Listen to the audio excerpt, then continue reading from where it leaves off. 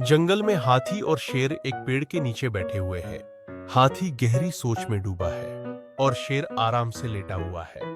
हाथी सोचते हुए, यार शेर, तुम्हें कभी ये ख्याल आता है कि हम दोनों कितने अलग हैं? शेर आंखें बंद करके, हाँ, पर यह तो सच है कि हम दोनों जंगल के राजा हैं। हमसे कोई टकरा नहीं सकता। हाथी सिर हिलाते हुए, हाँ, तुम सही कह रहे हो, लेकिन देखो, तुम तो भागते नहीं हो, चलते हो। मुझे तो दौड़ने का मौका ही नहीं मिलता।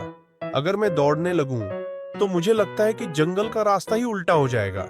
हंसी में, तुम्हें दौड़ने का क्या जरूरत है? तुम्हारी तो इतनी बड़ी टांगे हैं, तुम बस एक कदम में आधा जंगल नाप सकते हो।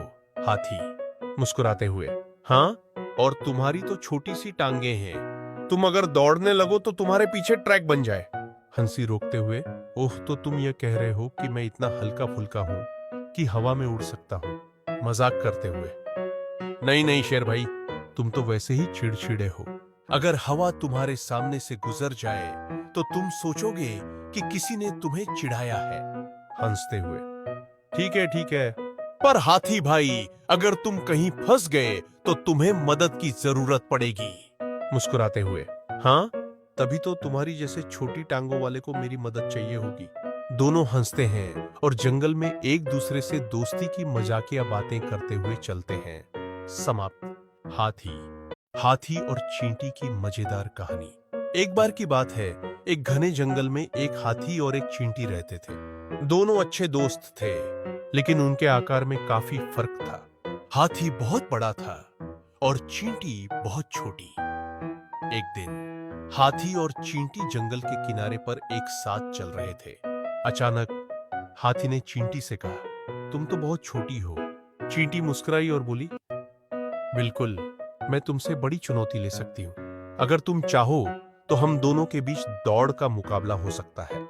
हाथी हंसी के साथ बोला, तुम दौड़ में मेरे साथ मुकाबला करना चाहती हो? यह तो असंभव है। देखो, मैं कितना बड़ा हूं और तुम कितनी छोटी हो। मैं तुम्हें हराऊंगा।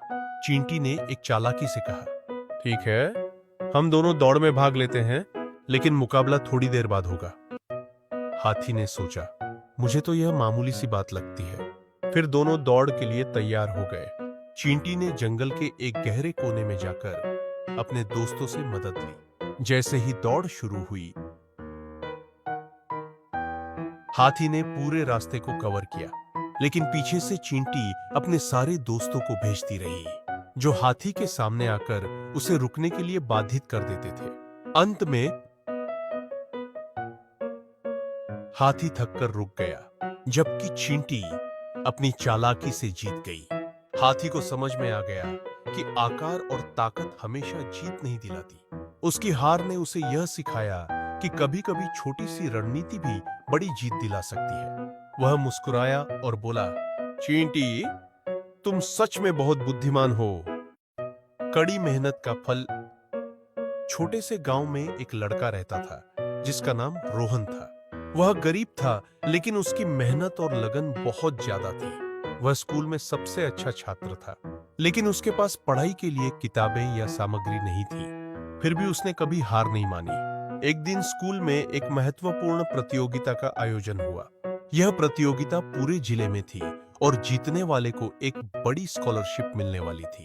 रोहन ने ठान लिया कि वह इस प्रतियोगिता में भाग लेगा। उसके पास पढ़ाई के लिए कोई खास संसाधन नहीं थे, लेकिन उसने पुरानी किताबों और अपने दोस्तों से मदद लेकर तैयारियां शुरू की।